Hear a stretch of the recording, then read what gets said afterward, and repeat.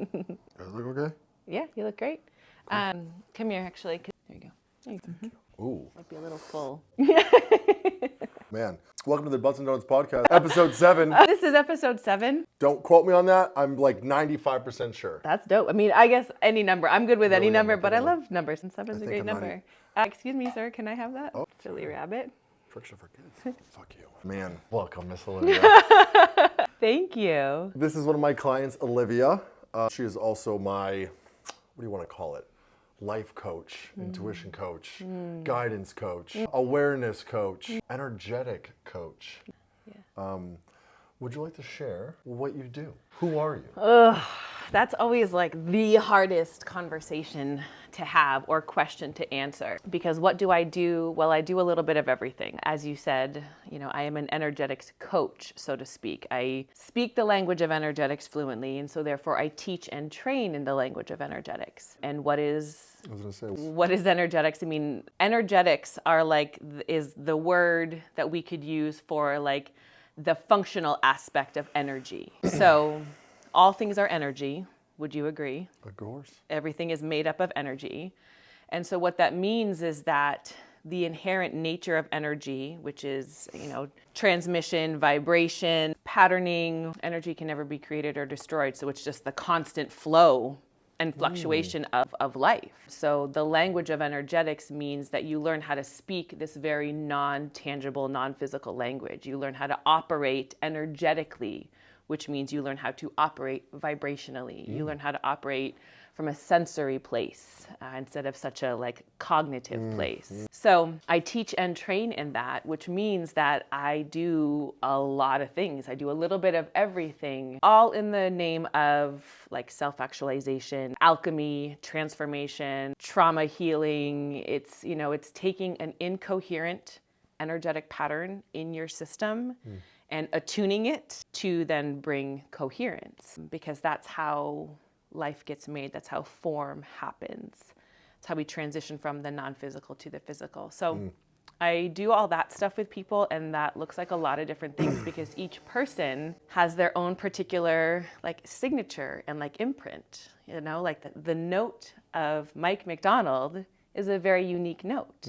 So learning how to attune and play that instrument, that's a very individualized protocol. So I do a lot of things that you can't really put your hand on, but from what I hear, it's an experience to be had.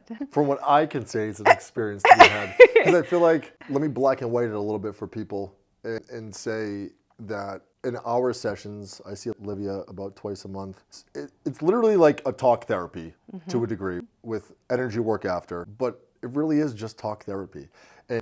And her showing me my words, my energy, what my frequency, how to navigate through that. And it can be very, I make it very black and white to make it easier for me, and so do you, of how it's applicable in life. Because I feel like it's a hard subject for people to want to understand, because it's well, how can this be applied? How is this in this black and white world? And how can I, mix it all together with what I'm doing, make it tangible? Yeah. And that's what I've been doing over how long have we been together for? It's about a year, little over a year. It was over a year. So coming up on 18 months of working together. And it took me 9 months to realize feel what this is. And that's what I was going to say, is that part of the breakdown for people is they want me to give them an answer for the context that they are in, which is a very cognitive, sort of hyper masculine context. And the language of energetics, operating energetically, energy period, is a form thing. It's a vibrational thing. It's a felt sense. It's a perceived or experienced sense. So I can't always answer that question directly, but when you are, when we're in session, when you're in this space, little tweaks, little repositions, little adjustments, whether that be through words, through the talk therapy, through table work, where I'm doing hands-on energy movement. I mean, when we're talking about energy, it's all around. So there's a lot of different avenues that we can apply to make it resonate in your system. Yeah. It's wild, and it's so funny to me because no one knows how to talk about it, but it's all that there is. Well, it's someone going on a mushroom trip. It's I can't really explain to you what I just went through. Correct. You have to experience it yourself. Correct. To really get there. we are in a relationship together. We learn about what it is. You learn about what it is that you are doing here is through our relationship. Yes. And the reason why that matters is because relationship requires two things. Requires there to be like an other, so to speak, because you have to relate to it. Gotcha. It's like takes two to tango. 100%. And so in that way, it is very black and white because we have this, white section, this black section, we have this masculinity, this femininity, we have this back and forth push pull, just like our conversation. And so in order to make it applicable to your life, we literally are in a relationship together. And there's just a billion sort of sub conversations we can have from that. Like my brain just sort of That's went what out. happens when I'm high as hell. I'm just like, where did I go from here? 100%. But everything is relationship. And so part of working with me is like, we're in a relationship because I'm going to reflect things. That might be a good answer to say is that what do I do? I'm a mirror. I reflect things back to you. Yeah. And I feel like we're all mirrors of ourselves, 100%. right? But when we have this vocation, this almost like whatever, vocation, like what we do, what we choose to do to help people, like you have that reflection. Yes. Very much. So I love that we're going in this direction with it because you're right. Everything is a reflection. Your relationship, your clients, your car, your physical health, like everything of your life is a reflection for you, just the same way everything of my life is a reflection for me. However, people don't know that that's all that we're doing all day long, is having an experience where something's being reflected back to us from the grocery store clerk, from the person who cut us off, from our man, people don't realize that that's what's happening, but that is actually what's happening. Yeah. And so what I do is I help teach you, this is how you navigate reciprocity and reflection. This is what you do with that external reflection.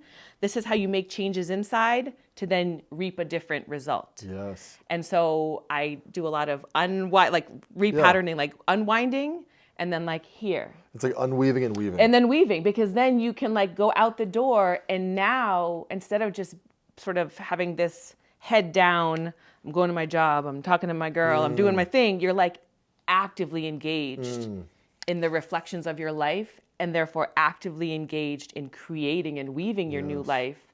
And now you're viewing everything as reflection and relationship. And we practice here, and then you go out and do it in the world. Literally everything. Like you said, the grocery store. I had this situation just a few weeks ago. I don't know if we said it in session, but it's like a ha-ha to source, to space, to God, whatever. Yeah, whatever you want to call it. I see what's going on here. Yeah. Because I choose to.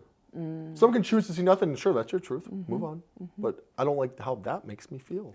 That part right there. Bam. Thank you for saying that. Right? Not up here. Correct. I don't like how that makes me feel. Anxious. Yes. Gotta go.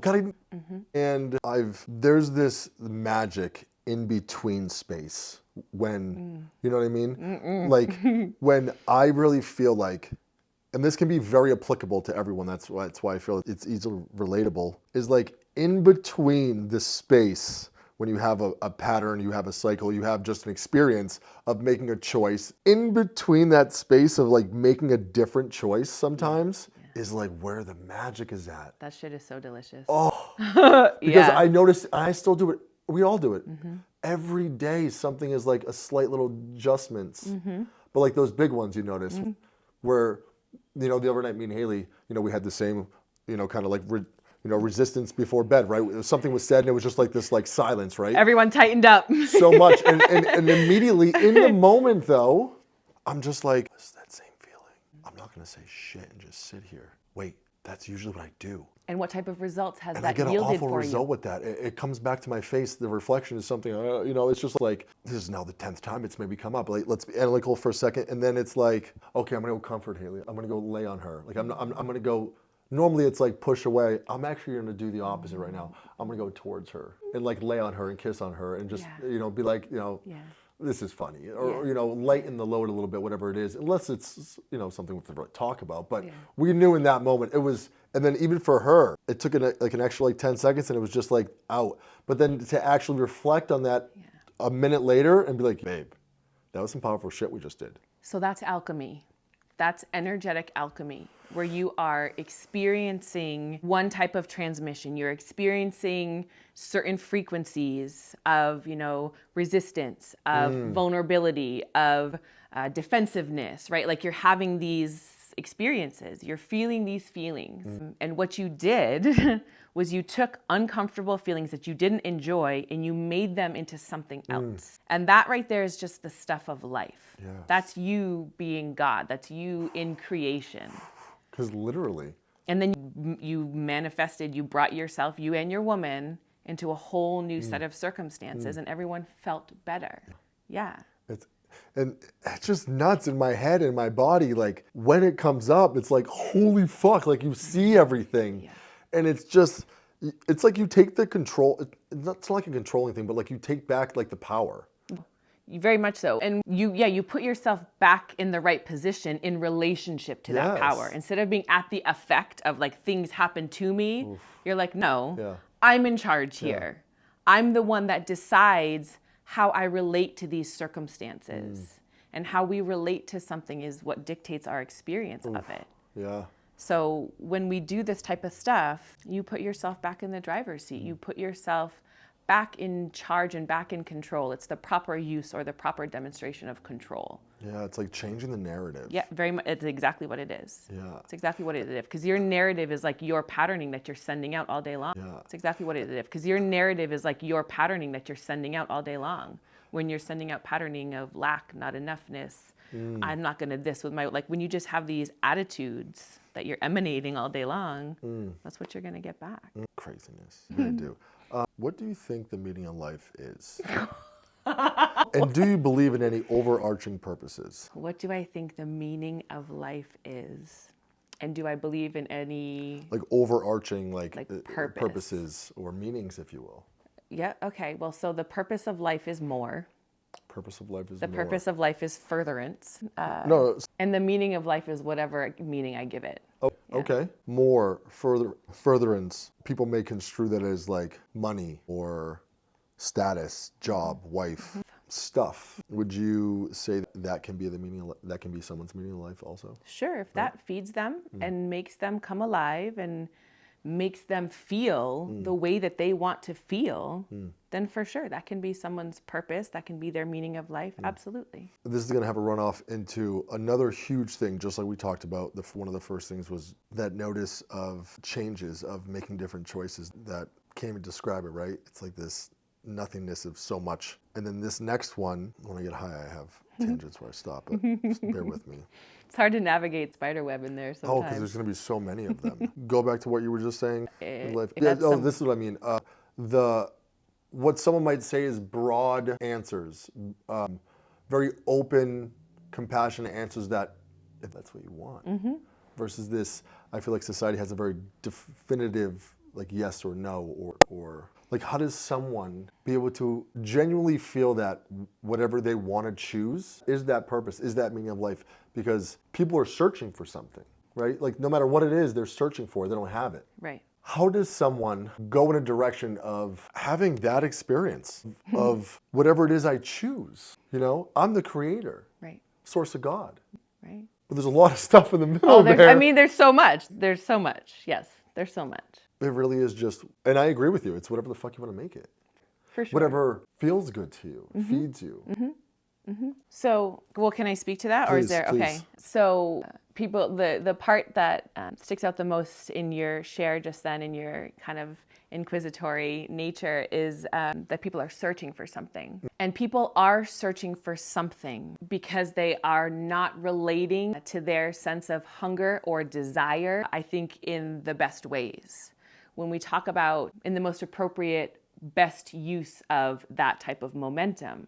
Because the search for something brings to mind this idea of like, you know, I'm looking for something. There's something that I'm trying to find. And again, back to the first part of our conversation, that means there's something like outside of me. There's an other. Looking for something outside of yeah, there's a sense of other that I don't have, like in this moment, it's not complete, whatever it is. So we have personalized and overly identified with that momentum of furtherance. When we are made as a human being, when we are born, not only do we literally like unfurl, right, in our mother's womb, but then we keep expanding. So our nature is to expand. When you look at nature, when you look at flowers, when you look at there's a constant expansion happening. There's constant expansion happening, but then there's also this opposing force, this opposing momentum where everything gets drawn in. We'll see how we get to that potentially, but because that's that combination of the masculine and feminine, right? The evolutionary force, which is the expansion up and out, but then the involutionary force of things contracting and coming down into form. So people are searching for something is accurate, and it's an accurate observation of how we are applying our skill set of more, applying our skill set of furtherance, applying our skill set of creation. We're relating to it in a way that dictates, I'm not enough until that place, or I'm not enough until then, or it's not right until over there. The condition we set on ourselves. Correct. And that's why I say we've internalized it. We've made it personal when it's not supposed to be personal.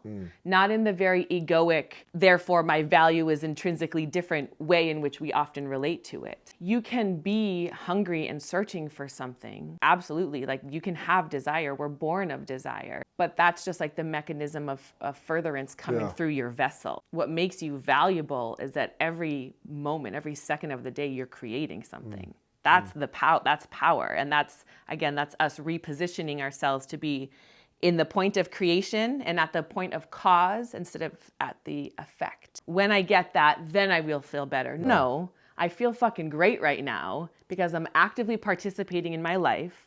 I'm navigating my world through my feelings, through my vibrational sensory information. And, when I don't like the result that I'm getting, cool, no big deal. Because I know that I have a plethora of options. I can just turn left, I can go up, I can go down, I can go deep. It's not necessarily just there.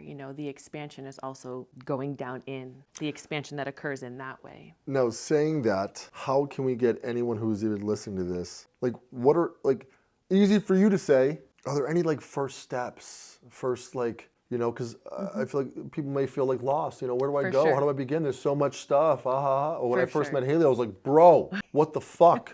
It was so much. Yeah, it felt like a lot for you. A lot. The things she was coming so in with and how she was taught. Yeah. I used to say that to me, and I laugh when I say that now because people say that to me. I'm like, holy shit, I'm back. Yeah. Well, everything is very intentional. And things being intentional doesn't mean it has to be serious, but it's intentional by way of everything matters, because when you make a move, the rest of the motherfucking matrix moves. You breathe different and your whole ecosystem shifts. That's the butterfly effect concept. That's the quantum physics part that says as soon as you look at a thing, its behavior changes. So it's serious because it's intentional, but we don't have to get fucked up about how exact and quickly responsive it is. We can just become aware of how quickly responsive awareness everything is, and then therefore be attentive to our choices. Thank you. Your identification of easy for you to say, where do I start? All of that, for sure. One of the most intimidating things is a blank canvas. When you can paint anything, you're like, where the fuck do I start? Yes. And the point in the reason why we even feel any pressure about that starting point is because the construct that we have cultivated is that there is a right place to start, a right way to start. And that comes from the belief of there is a right and wrong. Yes. And that is not a thing. You have preferences, so there are things that are right for you, things that are in harmony and in resonance for you. I have preferences that are, in harmony and resonance for me. But that's the only distinction and delineation because those things change constantly anyways. So blank canvas, very intimidating. You mean I can create whatever I want? Sweet Jesus, I don't know where to start. Totally fine. What that affords us in those moments is the experience of vulnerability, newness, struggle, definition, right? That experience of I don't know where to start, or that experience of I don't know how to do this, is a necessary musculature to build so that you can continue furthering yourself. You can continue digging in deeper, spreading out farther as the energetic field that you are. And we talk a lot about this, in our sessions and with any of my clients or students or anything, that we're always gonna be on a new threshold. That's why we talk about this as energetics and patterning and vibration, because you can think about, if you think of a ripple in a pond, there's waves. There's that like corduroy effect, you know, in the water. And each one of those waves, like that's a line of patterning. That's a behavior pattern. And so as it spreads out, inevitably you're going to kind of reach the end of it, like the last line of patterning, which means you're going to have to push beyond that. It's not unlike how we tear our muscle cells in the gym to then rebuild them. And that's how we grow strength. Yeah. It's literally the same thing from an energetic perspective. And, you know, it is easy for me now because it wasn't for every other moment before, right? Like easy for me to say, yeah, it is now because I did the fucking work. And that's a thing that like, sorry. It's a reflection of them already. Yeah, sorry. Right? I'm like, that. Listen, if you don't want to do this work, you don't have to. But like, that's for you to deal with and contend. Like, I put the work in. It's no different than me, like being on the court, doing reps with a basketball. You know, it's no different than any mastery or refinement. So yeah, it's easy for me now because I put in the fucking work. Yeah. And so can you. The beautiful part about this type of work is that it's so self-sustaining. Literally. It is, you are nourished in the process. And that's what for me becomes the defining quality as to why I choose to live this way and speak this way and teach this way. Because not only do I enjoy the results that I yield, I enjoy the process too. And most of our culture is one of like, you know, you got to put the time in, like the grind, you know, fake it till you make it. Like you got to sacrifice. I'm a no to that. Yeah. I'm a hard no to that. I love that. I love that. I've grown into that the last few years. Yes. And again, let's zoom out and apply the same perspective. Are we enjoying the results that we're getting from that mentality? 1,000,000%. Like, are we, well, I'm talking about the previous one. You're like, yes, I am. Like, yeah, that feeds the fuck out of me. Yes, I am now, but I'm talking about the old ways of like hard, like you got to like, it's like I was like the hitting a wall. Like, right, we're overly medicated, we're unhealthy, we're not resting, our relationships suck. Yeah. Like as a people, as a human species, are we enjoying the results that we are yielding from this type of attitude and mentality and directive? No, the answer is no. Otherwise, my job wouldn't exist, right? Like people wouldn't need help because they're depleted and exhausted and disconnected and angry and lonely and hungry and scared and like, so yeah, if we're not enjoying our results, we need to, you know, take a different approach. Yeah. Like a runoff of do I want to go in there? I don't know. How do you define happiness? And what do you think leads to a fulfilling life? How do you define happiness? And what do you think leads to a fulfilling life? I define happiness in that sensation. Like happiness feels like without words. Happiness feels like warmth and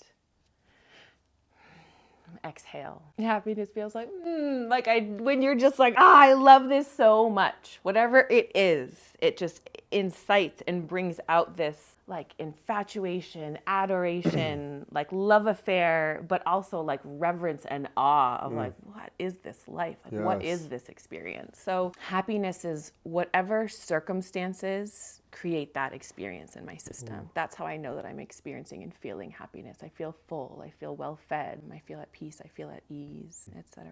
Joyful. You know, I feel with my body. I feel the happiest when I am with my body. Yeah. And that's, again, back to self. Yeah, you're the only one that can dictate that. Yeah. And it's a very, like you just said, like I got me. And the exhale. Yeah. The kind of what we just talked about, the grinding and how that make us The feel. force. Oh my God. And as I was talking to my mom before this, right? And I'll say things like, we attach our success to money. Yeah, very much so. So if we don't have money, we're not successful no matter what. Because, well, hopefully you're okay with me talking about you. Sorry, Anthony. Brother, I feel, has an attachment to that money. So, and this is hearsay from my mom now speaking this to me because he didn't actually say this to me, but of lack of work and worth, depression, like all these things because of not the tangible. Right. Sure. And that's, it's like a slippery slope. Like in my perspective, for me, Very what much I so. lived. Very much so. It's like I was running up this fucking ladder. You know those ladders? They have these ladders in the gym that you run up. It's like one of those rope ladders. Yes, no, but it keeps going through. So you're literally on this wall. I've done, isn't it called Jacob's Ladder? Thank you. What? I have done that before, and that Death. shit is Death. death. I wish they had it at the gym. It is, I mean, it's a dope fucking machine, but it is death. It feels like you're running and you're not getting anywhere. Even if more money started piling up. But you can't ever get You know to what I mean? climbing that Yeah. motherfucking ladder. And then it ties into all those experiences of like the awareness of just seeing like, bro, this doesn't make me feel good anymore. Yeah. And in between that, wrapping it again, in between that choice of like, I'm going to fucking choose something else. Yeah. Because why the fuck not? Why not? Yep. And those small little subtle adjustments, that refining, that retuning is what adds up to fucking greatness. And quick too. It does. Because coherence will always carry a stronger transmission than in an incoherent signal. So as an energy being, as an energy bundle, which is what the human species is, the human condition is, when you've got when you've got bad Wi-Fi, when you've got bad internet, things are slow, they're choppy, they come in all out of order, like it's not a streamlined process. But when that, channel is clean, when that Wi-Fi is full bars and like that shit's happening quick. Yeah. It's part of what makes it so sustainable and delicious to experience, which as a side note is why we're trying to create all of this tangible technology, because we have imprinting in memory that it's supposed to be easy. And it is supposed to be easy, but not because the technology does the work. We are the technology. That's why you said it's easy for you, because you've done the work. I've done the work. I have realized that I am a piece of technology. I'm a human tuning fork. I'm a satellite. I'm a receiver. Like I'm all of these things. And so instead of trying to get the machine to do the work for me quicker, I remember that I am the technology. I'm the creation point. And so I just work with my tools. I work with what has been given to us as a human condition, human experience. Yeah, and it just, that coherence happens quick. Yeah. Things come quickly, they come smoothly, they come easily, they come joyfully, etc. Can we talk about money though? I was just going to say more about that. Great. My personal experience with money is we just didn't have any fucking money. Definitely weren't broke, but like you weren't getting big toys you weren't getting dirt bikes and fucking all these crazy things that my friends might have had, technology things. Yep. Very like scarce. And even the conversations that I picked up on, right? And still even notice them when I go home. Yeah. And hear the adults that when I was 8, 10, but now I'm grown now too, and I can see it more. It's still there. Yeah, they're 30 patterning. years later. Yep. Right, and I'm sure that was 20 years before then because that was brought into them. Of this attachment to like worth and like success to having an amount of currency. Yeah. And in my experience is just, again, running up that fucking ladder and realizing like, I don't even fucking have it. And I've been trying, like, who cares if I do something else? I still don't fucking have it. So if I'm broke doing something so much, and then I'm broke trying to maybe figure out what is something else, like, okay, in my black and white mind, you're still fucking broke, dude. So like, why not just try something different and see what the fuck that makes you feel like? Yes. Yes. Like I've taken hits in my business 3 separate times. 50% of my clients gone, 50% of my income gone. But the life I've fucking created for myself right now is beautiful. That part. Is fucking beautiful. Not having to, sleep 5 hours a night for 7 years, right? And grind and realize that like you still have the same amount of money in the bank account. It's not that I'm spending it stupidly. It's like, no, I'm so aware of what I'm spending and stuff, but it's still not there. Like, what's wrong with me, right? Right. It's like, no. So changing all those things of what make me more happy than it's pretty much the disconnect, the disassociation with like money and happiness. And realizing that it's a feeling. It's this, like you said, has allowed me to see much more to life, which has led me to you, led me to Haley, all these different things. And why is it so difficult to, since this is something that Olivia has showed me and it's fucking life-changing. I immediately want to talk about others instead of self. But I guess in this situation it might be appropriate. And here's what I mean by that. Or how does one even unravel the attachment that they have to money and working and like falling into that paradigm, falling into that, I don't want to call it a trap because there's many people that have success with that and live on to that. But the success, like, where does that fucking come from? Like, why is that such a huge thing with everyone in this world? Just people's relationship with money. Yeah. Because it's such a limiting currency. I love that you use the word currency in your share because there are a lot of different types of currency in our existence. And so everyone has a really jammed up, not everyone, there is so much jammed up relationship with money because we are trying to fit the absolute abundance of the human experience we've made one currency the appropriate currency, which is such a poor use of how we feed each other and how we build an abundant, successful life. And it's super easy to like draw those, dots together for people because it's like, well, why do we want to have all of this money? When you have all this money, what does that afford you? Oh, well, it affords you time freedom and you can take care of the people you want to take care of and your your fridge is always filled with food. Like there's ease. In our brains and in our construct, what we have decided is that money equals freedom. Money equals power. Money equals whatever else. And so the hack, the rewrite that we take in order to, again, to take ourselves from the affect position to the point of cause is that it's not that I feel better once I have the money. I learn how to feel good no matter what. And then, of course, the money comes. And that's a very typical thing you hear with manifestation and all that shit. But the thing is about human beings is that humans are artists. We are artists. And your artistry is your currency. And so if you have been told that the only way for you to be wealthy and rich and whatever else is if you have this dollar amount, enough of these pieces of paper or enough of these numbers on this electronic database, which is such a shit show anyways, and none of it's real. And it just is sort of a funny conversation. But if you've been told that the only way that you're successful is by having this currency, then the currency that you were given when you were born, the currency of listening skills, the currency of working with the earth, maybe you understand plant life and vegetables and, that just comes naturally to you. Your currency of being a leader, being a great visionary and knowing how to put people into the right positions for certain things. Like we are born with our art form, period. And it's designed that way, no different than the individual organs of your body are made to do a certain job. It's designed that way and it's perfect in that design. But we don't honor our art forms. Most folks are not even really connected. People will always say to you, and I'm not creative. That's the most ridiculous thing ever. Because again, let's remember that what you think of is what you get. So you are creating always.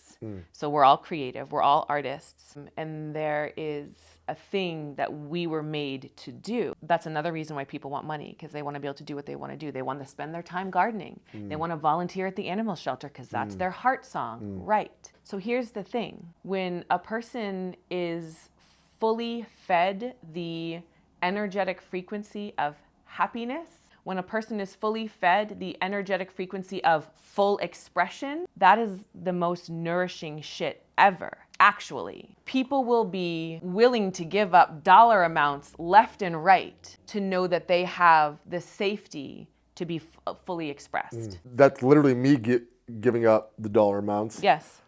To Olivia to show like the happiness that I have, expression, right? We're in crop tops. Yes. To feel that fucking vibe, like there's not even a thought of like who's looking at me right now. Because it's your truth. I'm literally like, bro, I love this, and everyone's I like, feel well, you so can pull this off good. because this is your thing. Right. Sure, Correct. that's what it is. You can do whatever you want to. Yes. It was such a weird little shift of like this like sexiness. This Yes. I fucking love it. Yes. I love that I get to choose that. And when you are moving around in your world with that type of like, I fucking love this, I feel so good, how do you experience the things of your world? To the fullest. Do you receive them? Are you open? Are you more like accepting? Are you like, right. It's like I've emptied the cup out to then receive so much and it's like overflowing and it's correct. It's an energy, like abundance. When I've learned to shift, we talk about playing and being a kid, like getting into those vibes and getting to that, and then to lead from that. Yeah, to create from that place. Because I used to always create from this, like, again, static, incoherent, fucking lack, no awareness, no patience, just gimme, and it was draining. Correct. It's draining. And it was Jacob's ladder. Yeah. You're never getting anywhere. Yeah. You're literally spinning your wheels. Yeah. Authenticity is the most potent currency of our world. Authenticity. The ways in which you, as you said, experience the world, the ways in which you receive the world, the ways in which you embody yourself and the absolute acceptance and sort of safety that you feel. Like that's the other thing too. People want a lot of money because it makes them feel safe. It makes them feel secure. And the experience of security, true security, unshakable security, has nothing to do with a dollar amount. It has to do with your own self-recognition, full expression, authenticity, truth-telling, the embodied knowing that right where you're standing in any given moment is okay, no matter what the external circumstances are. Like that's, again, like I'm happiest when I'm with my body. Oh. So when my mind and my form are like, we're chilling, we're good together, then it doesn't matter what comes my way because I'm not attached to those things as my identity. And with money as our primary currency and with money being like that structure through which we're trying to funnel all of the abundance of humanity through, we just shortchange ourselves. Yeah. We starve ourselves because sitting together, being in proximity with one another, sharing thoughts, making memories, laughing, that fills our cup. So much. That feeds us. That is an energetic reciprocity. That's an energetic cultivation that's going on. You know, people want to take vacations because they need to rest. And well, I need money to take a vacation so that I can rest. You know, and so I can see the math of it all. Like I can see it, like, you know, but it doesn't add up. How about we just go back to the starting point, which is I need to rest more. Okay, well, let's expand our definition a little bit. That I don't only need to just rest my physical body, I need to rest my mind. I need to put certain behavior patterns to rest. You know, like again, when we look at our planet, when we look at our, environment and our ecosystem, everything rests. And since we also live on this planet, like we must also rest. We must also experience the frequency of rest and kind of create a new imprint in our system, how it feels to rest genuinely. The reason why our body continues to signal to us, I need to rest, is because it's actually your body's way of telling you what you're doing isn't working. The system, the operating system, the functionality that you're trying to employ right now is not working. So we need to stop what we're doing, like hands off the wheel, and listen, figure out something new. It's almost like letting go of control to have control. It is exactly what it is exactly what it is. Again, that's what I'm saying is that everything, the reason why we study relationship is because you need to learn how to relate appropriately to a thing. So it's not control that's the issue. It's how you relate to control that causes you problems.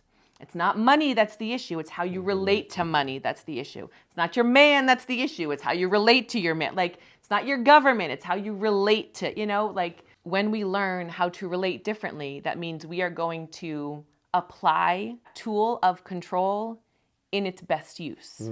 Instead of me trying to control you, let me control my experience and see what that yields me. Spoiler alert, it's 180 degrees different, and it's exactly the perspective you want. Oh, just had so many random epiphanies and realizations with that. It's wild. Just want to make sure it's still filming. You're doing great. Want to roll. 50 minutes in. Love it. We could probably talk for a long time. Re-up. Do it. No, you know what the one thing that my body will show me that I really enjoy, but also despise, is that if I throw one of these in, double dip now, and smoke weed, when I'm high, my body's like, spit that fucking shit out right now. Ooh. Like it's not, we don't enjoy this is so incoherent right now. This is so this. Just like no bueno. And I listen every single time because I'm like, well, I can be high right now. Like I'm fine with that. I'm listening to this time. Yeah. Every time I'm high, but not just like a little bit. Like I have to be high. So wild. Our bodies are literally designed to respond vibrationally. Like our bodies are literally designed to feel sensations. And we feel the sensation of the energy that is flowing through us, coming to us, coming through us. Our body is designed to tell you how well the position you are taking in relationship to something is working. How does one even become connected to their body versus that mind? So here's, this can go on. I mean, You know, like what's... I would start by saying what hurts. Where does it hurt? Oh, okay. That's what I would say is where does it hurt? Gotcha. Yeah, because that, I mean, pain, that's a signal. That's your body's way of saying, hello, like an alert here, you know? And that's even the thing is that, again, how we relate to our body's sensations. So it's not that pain is an undesired experience. We actually really love and appreciate pain because it shows us what we need to look at. It shows us where we need to turn our gaze so the behavior of that aspect of self can start behaving differently. So where does one begin? You begin with the pain. Forgot that answer.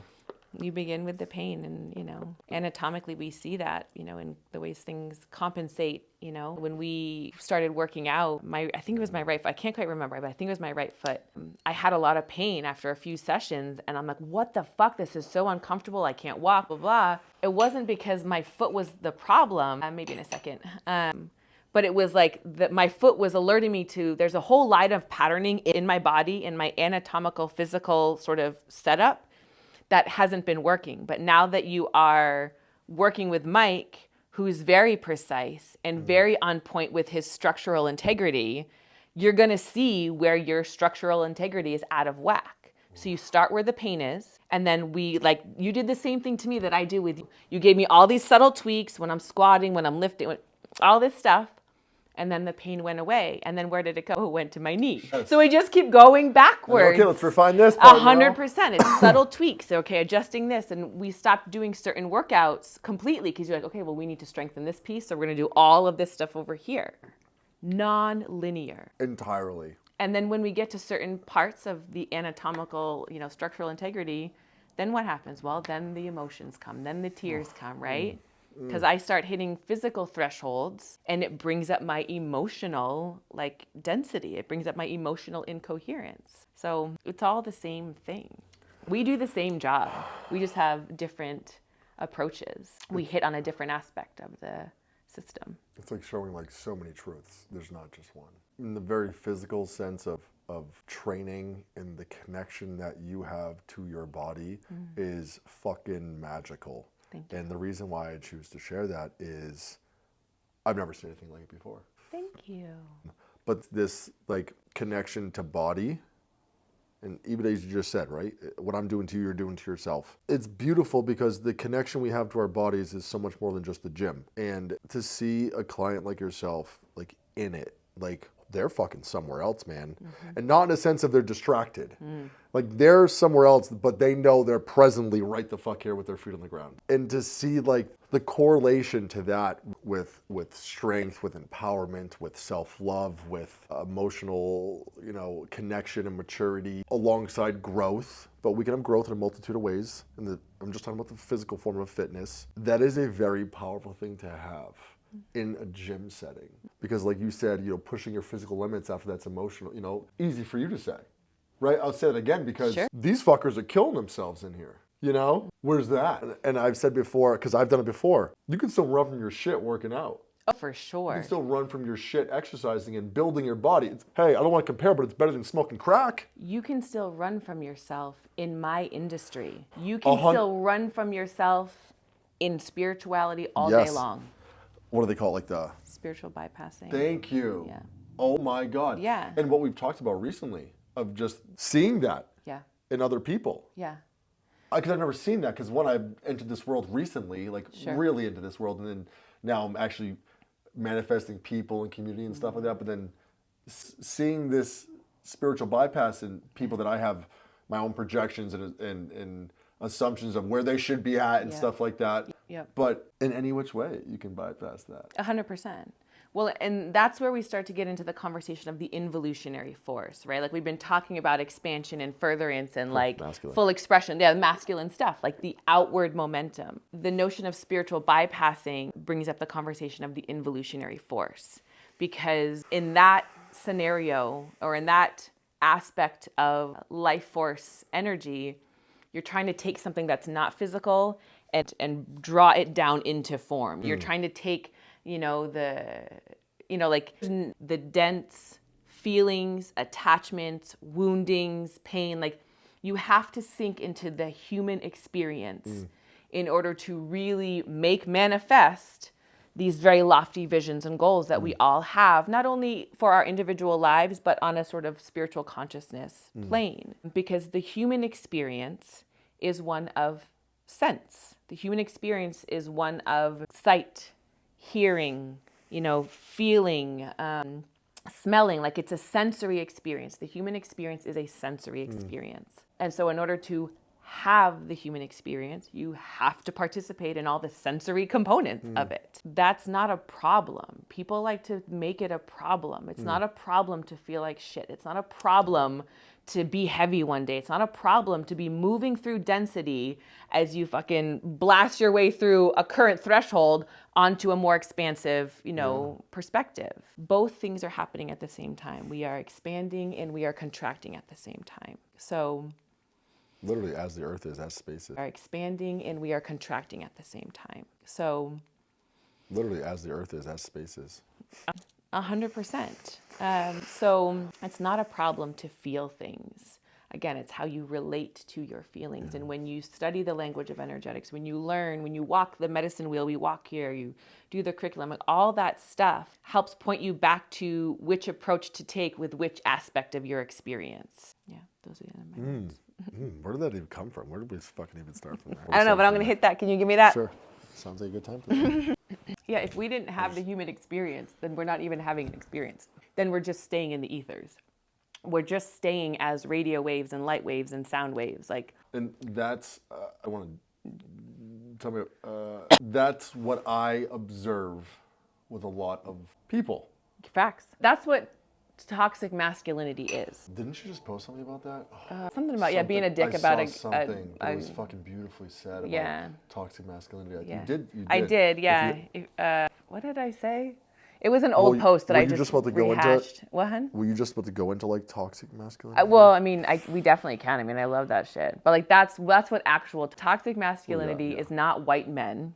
It's not white men, but toxic masculinity is an overabundance to the point of sepsis, like being septic on your system. It's an overabundance of the external condition. And we are not only the external condition, we are also the internal condition.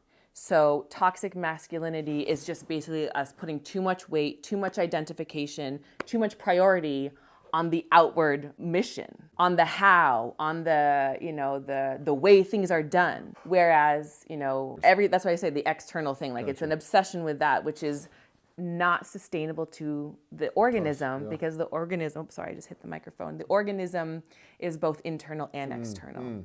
The organism is both the organism itself and also, the organism in relationship to all the other selves or cells that exist on this planet. Right, yeah, our internal organs are structured so beautifully because it's all a cell. It's all made up of cells: skin cells, hair cells, liver cells, heart cells, whatever. All cells, they look different, they have different functionalities, but they all come together in a cohesive ecosystem to make the body work. Well, guess what? Each body could be considered a cell. And so we're all made up of the same stuff. We just have different roles to play, different jobs to do. It's like the earth is the body and we're all the cells living in the earth. Facts. And then the earth becomes a cell in the solar system. So again, patterning, constant ripple effect out. What did you say in the beginning? What's the purpose of life is furtherance. And that furtherance both goes out and it goes in, period. So toxic masculinity is too much of one and not enough of the other. Toxic femininity could also and is also a thing. We just don't really flex that as a species right now. But I'm sure, just like a person's individual experience, as we try, and I will say, as is sort of demonstrated by some of the previous feminist movements, we will inevitably swing from one end of the pendulum to the other, right? Like we're trying to get so far away from some certain behaviors, inevitably we're going to go too far in the other direction. So sure, maybe there's going to be a rise in toxic femininity where it's too much softness. But again, that's okay, because that's how we learn how to find our center and our space. And we're doing that not only as individual beings named Mike and Olivia, we're doing this as a species, as a collective consciousness. That's a great thing to say, because if I ever feel depressed or in those feels, to really know that you're making a difference just being here. Correct. And that makes you feel very fulfilled without anything. Awesome. Haley said it, but she said this last night. I was like, yo, babe, do you know how fucking powerful that? You just said it like it was like saying hi. I was like, whoa. Did you say it again, please? You have this quality, you do this thing that is one of my favorite things. When I don't even know, you have this thing where you're just like, and you like dip your head in a certain way and you like, yeah. And whatever you're about to say, whatever, like it is a uniquely Mike quality and it is just, it's flawless. It's so coherent because you're like, because you're serious about shit. You're like, you're intense. You're like penetrative about shit. You're like on point about shit. And so sometimes when you're just like, you just post up somewhere and I'm like, what? Tell me what just happened. Anyways, I digress. Oh, thank you. No, thank you for saying that. She said something in the kitchen and it was around the things like, I'm enough just existing. And I'm like, yo, that's huge. Yo, your woman's a good woman. Phenomenal. The reflect, and she's helped assist me to be a great man. Like that reflection, that refining, bro. Can I say something about that Go. real quick? The way that your woman, as the feminine principle in your relationship, tells you and like shows you about yourself is the same way that we're talking about how your body will tell you how your choices and how your operating system is working, right? So like the masculine and feminine in your body, your form, in your mind is the same as your woman and you. Like it's just another demonstration of patterning and like, micro to macro type things. And like even this, so that was what you said, and it was amazing. And to run off what you just said, when I see like incoherence from her or other things that I may project or look at or take out of myself and go towards her, recently noticed like, wait, that's reflection of self. Like, what's going on? Check in with myself. Like, which then goes back to her and it's this reciprocity and it just fucking is beautiful. Can I ask you a question about that? Sure. I would love to hear from you what your experience has been as you learn how to relate to your body differently. Like you are a man, you are a masculine man, very strong, like very much a leader. And I spend a lot of time asking you to be like, well, how does that feel? Where does that live in your body? Like needing to relate to your form. How do you feel about having a relationship with your body? What has that process been like for you? Like, why do men need to do that, Mike? Why do men need to pay attention and learn how to feel in their body? Because as a man, we're so attracted to feminine, right? We want to, whatever. Learning more about myself, it's hard not to speak without saying Haley in this. Speak freely. It's been nice having reflections, right? Some of us aren't, I don't want to say lucky enough, but don't have the opportunity to have as many reflections as I have with that lady every single day. True. That is a beautiful thing to acknowledge. That you've got a really great partner who's like wants to have conversations and has a lot of her own skill set and bounty to offer you. Yeah. Absolutely. But for me... Good job, Haley. Yeah, for real. Girl. It kind of started in the sense of like an egoic kind of physical, like I want to attract women. And, of course. Or, whatever. So... But those things that I've gained from that have been spun and woven into something else. They've evolved. They really have. Yeah. And I'm really grateful to, and I say this to talk to my younger self and say how grateful I am for you to be who you were, even though it was maybe done maliciously or I was very intentional whether it was bad or not. It was weird. I had this intention. I wasn't like unaware of anything I did, but I chose very misaligned ways with myself as a younger kid. Okay. But that taught me a lot of things that have been woven into beautiful things now versus having to, the perfection of the design. We're never wrong. We're refining. We're never wrong. But why is it, what's the word I'm looking for? The question you asked for men. Well, why is it important? Why do guys need to be into their body? Why do they need to investigate their feelings? Like how has that been for you to develop a relationship with your body, with your emotions, with your feelings? Well, it's because I'm not alone. Even when I'm alone. Like I'm not alone, I'm with my body. Like I almost like cartoonish, like I'm like my mother talks to herself all the time. I hear her in the kitchen. Facts. Haley would be like, are you talking to me? I'm like, no, I'm talking to myself. Yes. All your different parts. Yes. I've created this, like, not even a need for a result of anything. It's just like somehow, I guess I'm learning through this conversation right now as we speak. Like I've created pathways for me to connect to myself without even like a masculine or feminine even description of anything. It's just this humanistic, like, I'm not alone. I'm literally not alone. I was alone for a very long time. You And not felt like, alone. And, yes, but not like in a sense of like, oh, I'm alone and no one's around me. Like I chose that shit. Sure. A lot of experiences being alone, yes. Or even Internally, feeling alone. you felt like I'm alone. Yes. Like you felt isolated is what I hear. 100%. Yeah.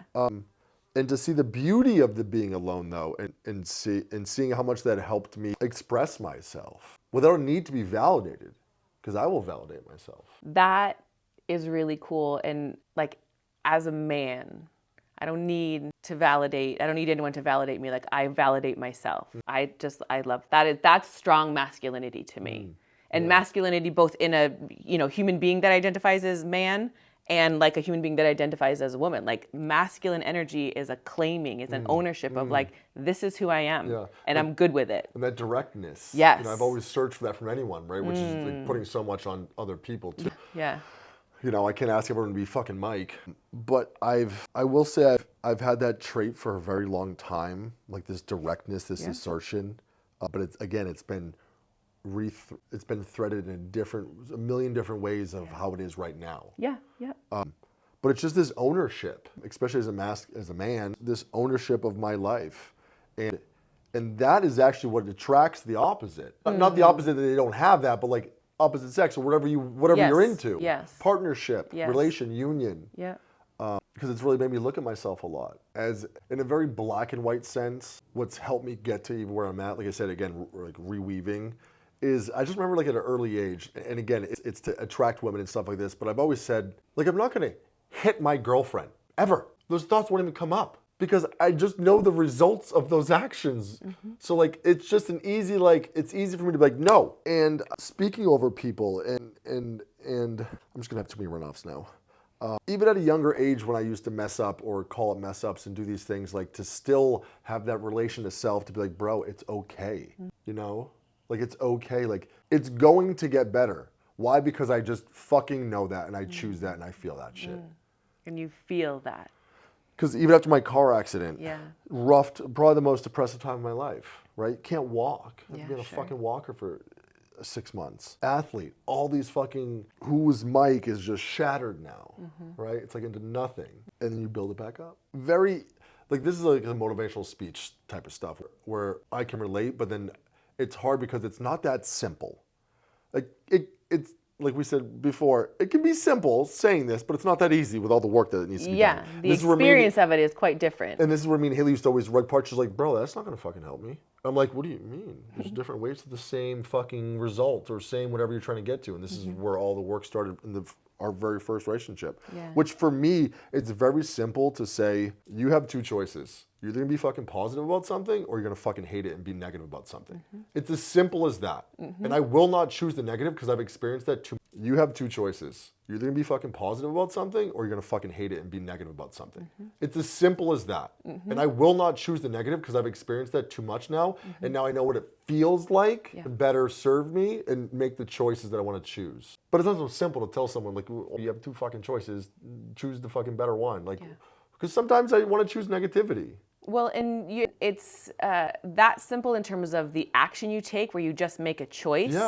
But the experience of getting to a place of having enough momentum to make a choice, to want to make a choice, that's the process of life. And that's what I've recently gotten into the last few years of like that. Again, I think that's that like space. That is the in-between space between like the next sort of wave. And absolutely. They even talk about that in yoga when they're in breath work. In holds, they always talk about like that space, that like nothingness space, like that's where like the magic happens, like that. It's the point where, hold on, I have words. Let me see if I can find them. It is magical, the space between. It's because it's the potential, it's the potentiality, it's the dormant life form. It's the illuminated darkness. It's the place where nothing has happened yet, but like it could, like that place of possibility of like, life could form here, something could happen here. It's a really powerful space because it is a space of power. It's potential energy. That mysticism, that in-between enigmatic space, it's just raw energy. It's just the sort of raw, ecstatic, kinetic, like chaos before it gets sort of formed or shaped into something. Does that make sense? Yeah. Yeah. I was just thinking, I'm just ruminating on the question you asked me because I'm still trying to fucking learn about my feelings. For sure. Like But what I hear you saying is, and like all of us, like that's a lifelong thing. But what I heard you say, please correct me if I'm wrong, is that the process of you like learning your feelings and coming into communion with your body has helped you take greater ownership of your life. Yeah. Is that accurate? Yes. And the vulnerability, the authenticity. Yeah. What comes from that for you as a man? For me, that came a little bit earlier, and it's ebbed and flowed, and it's come back, and it's now, crop tops, and like it's just ever flowing. Just at an early age of trying to like fit in and be with groups in college and find certain friends because it's me, I'm alone with no one else, and having those moments of like, this isn't me, but like I'm with people now, and then even having these realizations of like, they just left you. Like, they don't really care about you like that. Like, you tried being authentic and it didn't work, and you tried being inauthentic and it didn't work. You have the same result from you being these two people. I'm just going to be my fucking self now. Because when that becomes the practiced vibration, then you do get that ROI.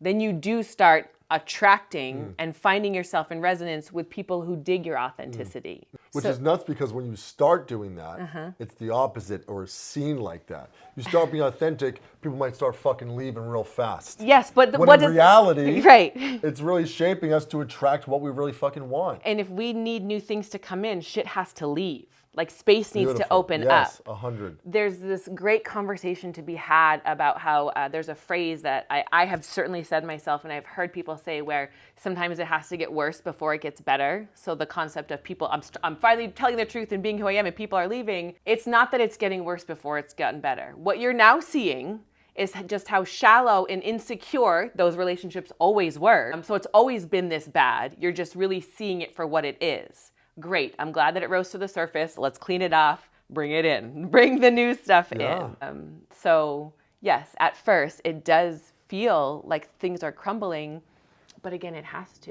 Yeah. We're building a new operating system, a new behavioral pattern, a new structural integrity.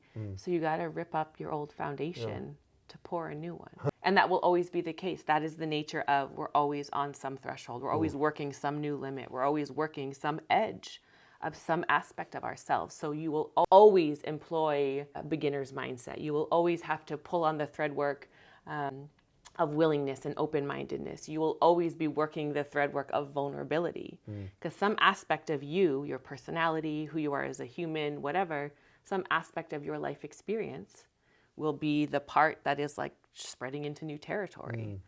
And spreading into a new unknown space always requires the same mechanics. From a thread work and frequency standpoint. I literally, those times I'm talking about, literally my freshman year of college, I told you this before, altered the sound of my voice. Yeah, you did tell me that. Like to sound more California, right? I just want to fit in. Yeah. It just felt, can I just tell you the feeling, right? This happiness. Hugh Shane Revers, shout out to you, right? Roommate for 3 years out of 4 years of college. Nice. And he wasn't a drinker. He was, fucking chilling, playing video games and stuff like that. When I had those realizations out at clubs and bars, and again, I wasn't like how I am now where I could just be like, I'm going to go fucking vibe by myself and go dance somewhere else, right? I would just be like, I'm fucking out of here, right? Like, don't like this, gone. But to go home as a college kid, my drinking days were fucking over by 21. Like, these kids are just getting started. To literally walk back to the Irish goodbye, always.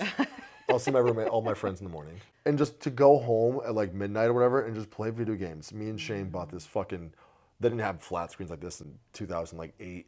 We had that big Mitsubishi. It's a big... It was like on the ground? It was on the ground. Yeah, I remember those like, fucking things. It was an 80-inch. Yeah, with like a huge back. Huge. We picked it up on like, what was before OfferUp? I don't fucking know. What are people? Craigslist, yes. It was Craigslist. Yeah. Yo, for like $200 for like 2 years until it blinked out. But going home playing video games with him. Yeah. And being like, one, I'm just safe, I'm comfortable, I'm like in my space. Like, I don't have to prove it. I don't have to be out there for 3 hours trying to prove shit to guys and trying to get girls too. That like, I see everyone just doing it. It's like, I'm by myself because they're all trying to get bitches. And I'm just like, can we just have a fucking cool night? So like, exhausting. Why is there always like this fucking results needed from their experiences at night? And I'm just like, I don't want to fucking do that. Like, what the fuck? Like, trust me, man, I get it. We have our college fun, but like, it's the same thing. And I just didn't like that. I just didn't fit in. And it was a very stubborn at times, right? I coulda, woulda, shoulda, all these things, but I really just appreciated like the direct choices I made of like, dude, I'm living my own fucking life. Like, there's a reason why I moved out here in the first place. Like, it comes from a place of like, I don't fucking need anyone. I'll prove you. I'll show you. Sure. And that weaved into like, no, like I'm really gonna prove something to myself. Well, right. So you always had the appropriate tool. You were just learning how to like wield it. The word you said, how we view something, something like how we're related to all those different things. Right, those different parts of you. At first, because you were immature in your handling of them, in your awareness of self, you would experience it and work with it from a very demonstrative, like, I don't need this, I don't need anyone. So you call it stubborn, you call it all these things. And now you're like, oh no, it wasn't that. It was just that I was really clear on like what I wanted to do. And I felt insecure about expressing There that. you go. So I would make it a defensive, a defiant act instead of just, this is what I'm going to do. Yeah. Because it's what I like to do. End of story. I'm not going to need anything from anyone around it. Like you said, I don't need you to validate it. I am validating it myself by just making the choice to go home and play video games because that's the shit I like. And that's that exhale when you talk about like, yes, that exactly. That you unfurl. You get home and you're in your video games. Like you unfurl. Your body unfurls. When she unfurls, that's how you know you're doing it right. And you know that in your relationship.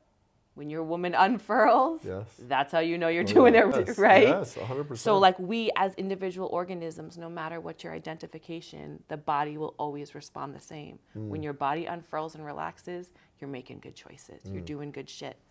It's kind of like back to the men part. Like, if I feel comfortable, if I feel confident with myself, if I feel safety with myself, that's going to be emulated to them and honestly attract what you're really looking for anyways. 100%.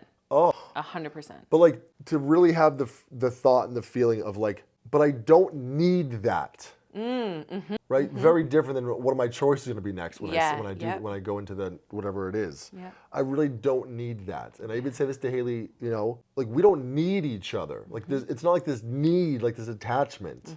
You know, when we first started, she had a lot of like codependency things and even I, you know, vice versa. But it's just icing on the cake. It feels like it's needed. I can totally understand that because I wouldn't want to not have this, but at the same time, like I don't need you. Please, I want to dig into that. I want to dig into that because you're on point. The fact that you are picking up on this, like, wait a minute, I don't need her, but I understand that there's a need. I love that because it's fucking true. Yeah, because I'm like, well, I do. So here's the thing, and it's true again from a very just energetic magnetism, polarity, creational force standpoint. I don't need you because I am operating from a place of I'm not enough without you. I need you, which we could also say I want you because I know as a feminine being, I can only go so far on my own. I'm predominantly feminine essence. I have masculine energy and I employ it and I flex it. I'm literally doing it right now because I'm being more outward, I'm being more expressive, but I'm predominantly of a feminine frequency. So when you just consider sort of like the science experiment, the math equation of it, that, you know, if you're trying to get 100% of something in order to make a thing, then I'm going to need some more masculine energy in my ecosystem to make more life. So I don't need you because as a personality or as an ego, I'm like not valuable. I need you because I'm primarily feminine, you're primarily masculine, and those two forces are the forces of life. And when we come together, we make more life. So that's how I need you. I need contrast in order to grow. And you are the best form of contrast because you're the opposite of me. So again, identification, not necessary or notwithstanding, it's just about the magnetism and the energetic reciprocity. I don't care what your form looks like, what your anatomy looks like, as long as your ecosystem is one that sort of gets both activated and nourished by your partner's ecosystem, energetically speaking, great. And that happens in familial relationships, it happens in friendships, that's always what's happening. Reflection is reflection and alchemy. That's what's happening at all times. When I finally noticed that really everything is reflection, it really had this like, but also I get it. There's when I first started, it's a lot at first. Or at least it seems like a lot It seems, at first. well, because it is. It makes zero fucking, it's a new language. Yes. If you are trying to learn Russian, if you're trying to learn an Aboriginal speak, like, you don't know how to make those sounds. So this is the same. You don't know how to make or work with your sounds and your vibrations. So it's difficult, not impossible, and in fact, very possible. Like, that's how we're designed to work. Like, made for this. And the other piece of the puzzle that is really near and dear to my heart is that it does not require anyone to be any particular color, nationality, it requires nothing of anyone. So we don't get caught up in the ego of like, what's allowed for this group and not allowed, and division. Like, we're not operating from a place of separation. We are all energy. So when we all learn this languaging, like, everyone can, it applies to us all. There's no gatekeeping. Yeah. How can you gatekeep a thing that we're all made up of? So everyone can eat. Yep. That's it. For real. And that matters. That statement matters so much. Like, I can literally, like I can feel the resonance of that. Everyone can eat. And that's the biggest affliction right now, is people are starving. Sometimes they're starving for food, but mostly they're starving for connection, for authenticity, for a better relationship with their hunger. Like, people are starving. Yeah. That's what is bringing our society, like, crumbling down. So yes, when we operate energetically, everyone gets to eat. Yeah. And, we make a society, like, crumbling down. So yes, when we operate energetically, everyone gets to eat. Yeah.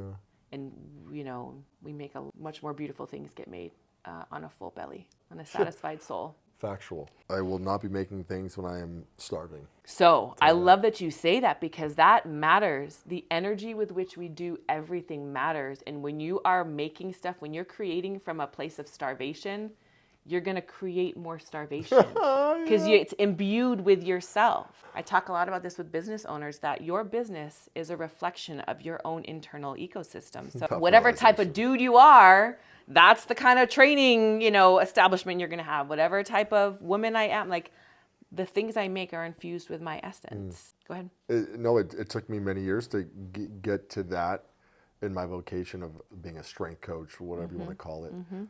Because this challenge, right? This thing. The Glaze and Gains. Right? Yeah. Glaze and Gains, May 13th. Sign up right now. Do it. It's $1,000. To feel that feed me, and even if I was in a black and white starving state, I wouldn't even feel that starving state anymore. Because you're so at peace. It literally fills me up without food going in my belly. That makes no sense. No, it doesn't. But no, it makes perfect sense. Makes 100 sense. sense. It's the same thing of currency. Different currencies, different nourishment. Yeah. We feed on each other's energetics. We feed on vibes. That's why things like art and like sports, sex, that's why we gather around things that make us feel some type of way. Yes. Because we feed off of energy. And that is, it's constant nudges where I'm not like, oh, I have to do this right now. I just can't wait to do things with it. I can't wait to be the client too, where I'm doing it too. Yes. I even talked to Luke about this. I'm like, I even kind of like checked him a little bit today and was like, he's like, I know I've been doing much stuff. I'm like, well, I didn't say any of that. You said that. I think you're doing fine right now. With the app stuff, I'm like, what do you want from this? I said to him, you're the one that started this. You're the one that brought it to light. The Glaze and Gains thing? No, I started I came up with the name, but the whole idea of like a challenge or like a program was started from Luke. And that's where I was like, yes. I love that. Right? And it's this constant refining, and I'm seeing a little bit of it. And I'm like, fuck yeah. So I said to him today, you're the one that wanted to start this, right? Like, what do you want from it? Yeah, What do you want from it? Do you want money? Yeah. Do you want clients? Yeah. What do you want, right? And in his mind, he paused for a second because he had to really think about it for a minute. And he wants connection. He wants all the things I just said. But he even said after that, I think this kind of nudged him into like, dude, I'm gonna do the platform too. I'm gonna do the challenge too. Right? Yeah. It's like, okay, because I'm just sharing with him how I feel about myself with the platform and stuff. Like how you're relating to it. Because before, it's like you post something and I want money, I want clients. And that reflected back to me lack, and I got no clients and everyone runs. Versus now, this just a little bit more tuned mic has like such depth to whatever this is, where like glazing gains is a part of me, you know, and literally let go of all control of getting a certain amount of signups or a certain amount of money. Before this started, Mike already said to him, I'm losing $1,000. Yeah. Just let me put it in that Right? container. Yeah. But you're not losing anything. I'm gaining so much from my experiences of doing this that it's filling me the fuck up with currency that's enough. Yes. And then the currency will come. And when it comes, you're like, holy shit, like I don't even need that. You know, because I'm already so fulfilled. when we're at a point of like, we really don't care, not from this place, like I don't care about fucking money. Like I really don't need it. I'm fed with this and I know it will come and ebb and flow with that. It feels great. Yeah, there's a lot of freedom in detaching yourself from like the shackles of money as the only currency. Because even when I get actual currency in the form of money, sometimes it doesn't even feel as good as when I don't get currency. Or maybe you get other types of currencies. That's what I meant to say. Yeah. When I get currency in other forms that aren't money. Yes. Which is like, what the fuck? Yeah, it's a nourishment and that you've never known before or never experienced before. And I'm like, well, if I'm getting money and still not fed, like, what the fuck? Right. That's not really it kind complete. of like, it like reverts me a little bit because I want that. Whatever that is, I want to get fed by that. Isn't that an interesting awareness that you actually feel more fed and have a preference for that type of experience, like that type of nourishment? Yes. And I think I find that to be a really important thing to denote, not because we don't love money and we do and we want it and it feels good to have it and all of those things are true. And it's an incredible experience to feel the way money makes you feel regardless of whether or not it's in your hand. Yeah. That's talk about awe. I'm like, okay. Fucking poetic. And that's what's allowing me to have more furtherance. Yes, sir. Because I've already won. Facts. Right. I feel that. And I know there's these ebbs and flows and, you know, you wake up tomorrow and you're like, what the fuck? Where did this go? It's gone, right? And it's just like, no, it's not really gone. It's just this constant refining. And the more I'm just aligned with that, this pendulum is not fucking just swaying. It's just... Yes. The big dramatic swings that humanity is used to, that we like kind of perpetuate, that's too much. Yeah. That is too much. You know, I know what that feels like. Yes. Yeah, it feels like shit. And we see it in this world, so it's like so easy to just fall into this fucking, you know, swing. But finding that pretty much this whole entire conversation will just keep you going forever. Yep. And just so you know, Mike's gotten there not solely because of you, but definitely being with you. Thank you. And having your experiences and showing me your reflections and these fucking like intrinsic ways of seeing everything. Just always bringing me back to self. It's fucking baffling and it's so helpful. It's life-changing. So I thank you very much. Seriously. It's my pleasure. One of the most influential people in my life. Very much. That's a big deal, Mikey. Very much. Like very much. To the deepest of my core. Thank you. Yes. Thank you. That's a big deal. And I am fed when you are fed. I'm happy when you are happy. I get the best of you. And I want to play with that person. Likewise, as we're playing right now. 100%. Yeah, that's one of the things you've taught me a lot of is like, how does that make you feel? Or this, go to that, right? And then I say it in conversations, you're like, that. Yeah. I'm like, okay, yeah, I'm fucking doing it. Okay, like it's overflowing. Yeah, our cup runneth over. We have access to an overflowing abundance. We have access to so much. We have so much resource, so much untapped resource in one another, in the reflections of one another. I'm speaking for the collective here. Difficult, so many distractions, right? Fair. The reason why I know this is because I guess I'm going to speak for myself now. Funny how that works. Right? Like.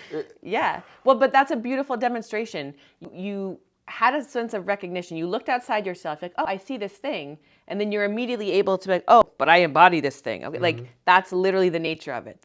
You just got the reflection you needed. Like, that's how it works. Yeah. This thing right here holds a lot of power, a lot of knowledge, a lot of resources, a lot of so much. But that can also be the contrast of overwhelm and distraction and comparison and judgment and expectations and a million things. Sure. And for me to notice, the reason why I say the collective does this is because if Mike does this, everyone else does it. It's all assumptions. So many times I just catch myself, scarcer now, of like, what are you on this for? Like, what? It's very different when I'm in work mode and I'm trying to get things done and do tasks and calendar stuff, and that's why it's very, this thing is so essential. But at the same time, like a few weeks ago, going on there and scrolling, and mindlessly, I guess at that point, I always find stuff. I'm starting to actually press on stuff and say not interested anymore. Because I'm like, bro, I did a lot of shit over the last 5 years that I don't want to see. Let me certain clean things. up that algorithm. Literally, because I'm just like, what the fuck? It's getting so much more intense now. But to notice the ramp up of like ads, to notice the ramp up of like, hey, look at me. Yeah. To notice the game that's being played. I love it because I notice the game. And to notice when I scroll and see people in their lives and stuff, like the feeling of this like comparison and like, why aren't I doing things? And this lack pops up. I'm like, oh, this is fucking heavy. Yeah. But then the choice to be like, all right, let's start the fucking day a little different now. Yeah. Challenging. Would you say that would you say that it would be more, it's going to get more challenging for people to connect to self with so many distractions? Or is that just all relative to every generation because they were distracted too with blah? It was just a different form. I don't want to compare with that. Yeah, I mean, I think that what we are seeing now is that people are distracted. People are really unrefined and immature and undisciplined. We're really an undisciplined people. For as much control as we like to exert and force, we're wicked undisciplined. Which is so wild. We're wicked undisciplined, and like, this is a tool. That piece of equipment is a tool. It provides you access to things. The device itself doesn't really hold much power. It's how we use it. It's how we wield this tool. And this tool provides us access to things. Say words. What's the word you said before? I keep forgetting. I don't know. How we associate with this? How we relate? Thank you. I keep forgetting that word. Relate. Like how we relate to this. How we relate to it. Correct. And so distraction is easy because it's not unlike having a blank canvas where you can choose whatever you want. So again, if you feel some type of way about checking your phone 82 times a day, investigate that feeling, sink into that sensation. What is that sensation trying to, reflect back to you? If you don't feel any type of way about checking your phone 82 times a day, then okay. And like that right there, but people don't even think that's okay.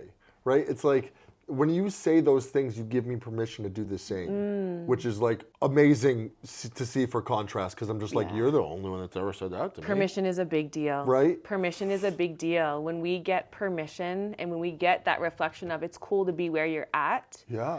Even if you know that where you're at isn't somewhere you want to be, but for someone to just be like, cool, like that's where you're at. That's fine. I'll be here with you in that. I'll witness you in that. That's part of the magic. I'll be here with you in that. I'll witness you in that. That's part of the magic of the human experience where we really start to concoct and create beautiful momentum, the notion of witnessing. And so, to your question about distraction, it's not inherently a bad thing. I have just found that as I have learned to cultivate my capacity to be present and witness and stand still with a thing, I, again, enjoy that process more and I yield far better results. Because then what happens from an energetic momentum standpoint, when you're standing still, you're building kind of like your battery, you're feeling it. Yeah, you're charging up, you're humming, you're holding. And so then what happens is when you have like the proper force or the proper momentum to like tip into a choice or an action, then you are taking that action full of well-fed momentum. And that makes the efficacy of your actions so much more powerful. And so it's just a skill set. It's just a skill set that we just need to practice and cultivate because we are habitual beings, right? Like we are habit-based, habit-oriented, and it's a good thing. And the reason that we are habit-oriented is because it's just another way of talking about the patterns that we are demonstrating over and over and over and over. We're patterning. That's why when we do work here, we talk about weaving like the threads of your life. What is the tapestry that you're weaving? What patterning are you, threading in? Because we are energetic patterning. So again, it's not wrong for us to have habitual traits. But when those habitual traits start creating a different experience in your system, that's your signal to weave in a new pattern. Yeah, notice and then weave in something new or relate to it in a new way. And why do we start to develop those moments of like, oh, this isn't working anymore? I don't know, because someone else's ecosystem has come into yours and there's this titration and this entrainment happening where you met a person and their chemistry is fucking with your chemistry and you got to make something with that. You know, the planet changes. I mean, because life is always moving around. And anyone who's ever done any fucking psychedelics knows what that shit looks like.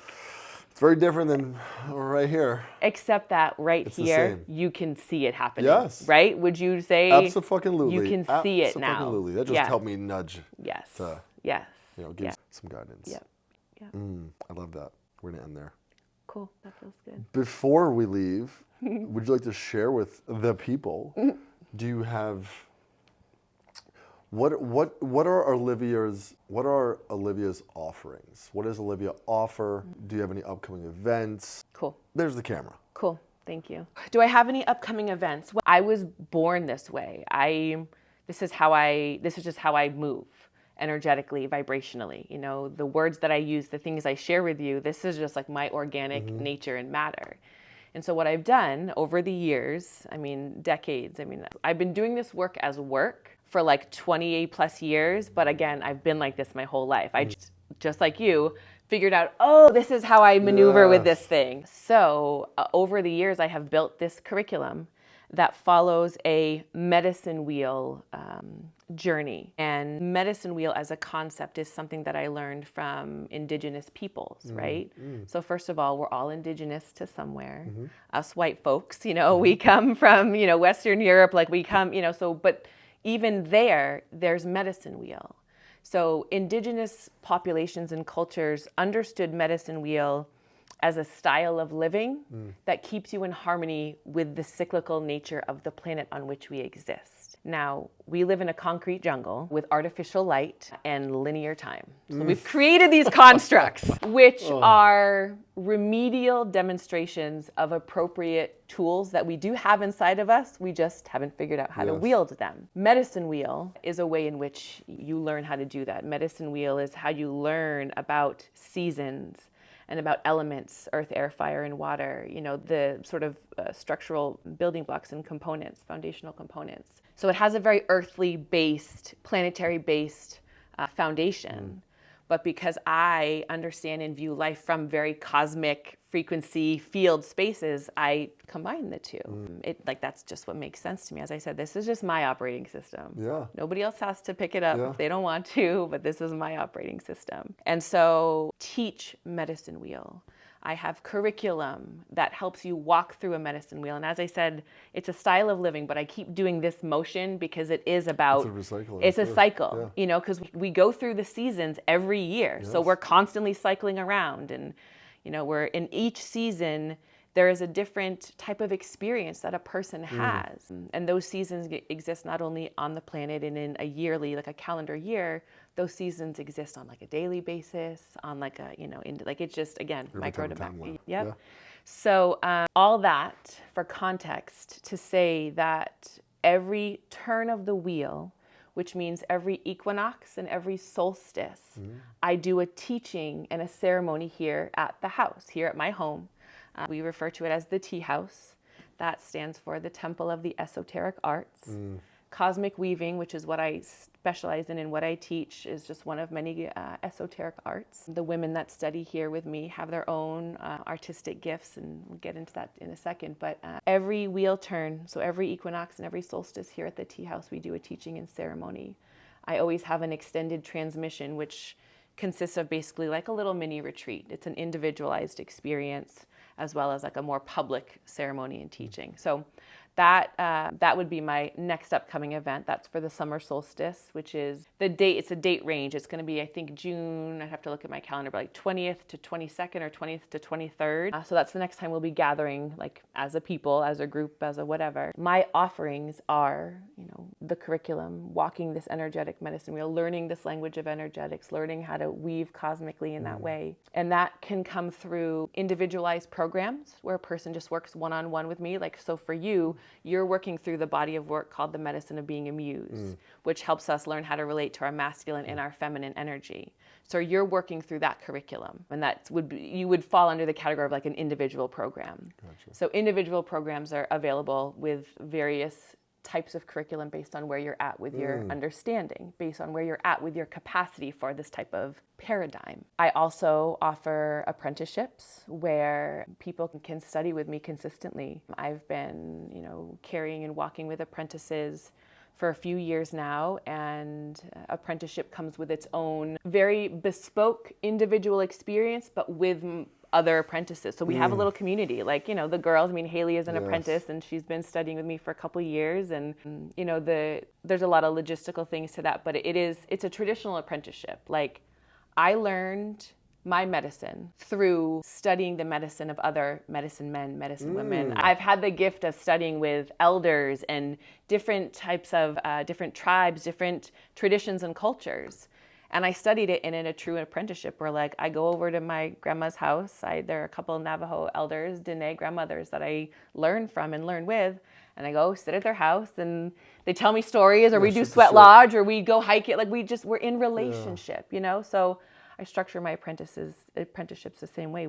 We're in a community, we're in a family. Every month we have family dinner, they have individual sessions. Like I said, there's a lot of logistics to that, but apprenticeship is an offering. It's definitely much more involved. It's very much like, I want to learn this new way of life. Gotcha. I want to learn how to speak this language. I want to really immerse myself. And you can do that both virtually or in person. So individual programs, apprenticeships, attending, one-off, events of that nature. And then, those things sort of split off into a lot of different things. So I'll take people through plant medicine ceremonies. I will do immersive weekends where a person might fly out and spend 3 or 4 days with me, like sun up to sundown. And we do this like infusion of, alchemy. I do a lot of sex work. I do a lot of relationship intimacy coaching. I do a lot of helping women find their way back into their bodies and into their femininity. And I do a lot of helping men learn how to maneuver and wield that femininity, to use your powers for good, from both angles. So that's a big thing. She does. You can say that. That's a big thing. It's a big thing. Sex is a really powerful energy force. And so viewing it and working with it through the lens of this medicine wheel, this energetic medicine wheel, is pretty cool. Yeah. So where do they find you? Well, you can find me on Instagram, which I'm sure you're going to like tag all the things all the things. So you'll find me, all the things. And then, Hold on. So you have Instagram? I have Instagram. What's your hashtag? At Live Only Love. Okay. LIVONLYLOVE. Any other I have Twitter. I'm on TikTok. I'm on social media platforms. You have a website? I do have a website. I use a lot of this platform called Marco Polo. Ooh, I I use that a lot, both in my individual work with people, and then also it's basically a channel of teaching where it's just free teachings. You can sign up for Marco Polo. Yeah. I get Marco Polos from here all the time. I still have a couple unread. Sorry. And it's a really cool platform because it's just like press and speak, and it records it's just video teaching. Yeah. So I'll be sort of working a bit of thread work, or I'll have a transmission that's coming through, and I'll just like record and I'll speak it. And it's asynchronous, so there's just a catalog of teachings and things. So that's a super easy lift because it's free. You don't have to pay anything, and it gives you a chance to see like who I am as a teacher, who I am as a woman, and just how I maneuver, and if my orbit and my ecosystem feels good to you. So you can find me on Marco Polo also. I will say the Marco Polo thing. I don't know if this is when I was on vacation and I needed her. Yeah. Because I'm going through whatever I'm going through, right? Parents, patterns, old stuck things, and just to send her Marco Polo and then her respond just to give me some guidance while being there. Yes. Hard at first because I'm like, I have resources. I can just message her. Yes. And so easy to get responses back and give me some insight and then just move on with my shit. Correct.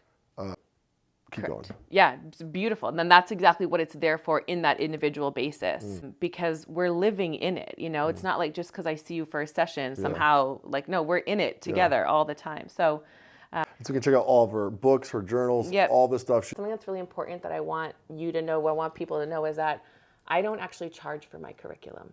Ooh, hey, okay. A person can go through the curriculum on their own without me. I feel no type of way. I was given this information. Like I said, I was born this way. I was given this freely. So who am I to tell you that now you need to pay me $750 for my course? Yes, I did the work of self that really brought all of this transmission and this information into these beautiful journals. And like, it's such a beautiful piece of artwork. But like, just like we've been talking about, I've already been fed by the process of it. I don't really care if you ecosystem in my orbit. That shit costs money because the efficacy of my energy field is very potent. And I understand the language of energetics. I understand the currency of ecosystem in shared space. And until we can prioritize that for the genuine deliciousness and appropriateness that it is, like, that's my currency. My energy is my currency.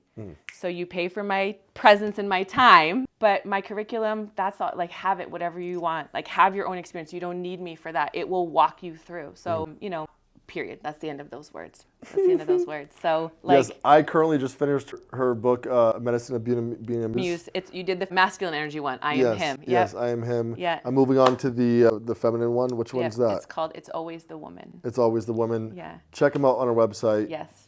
Yes. If you need to reach out to her, thank you so much. Oh my God. Today. Thank you. A couple hours of just such a pleasure. chatting. Yes, such a pleasure.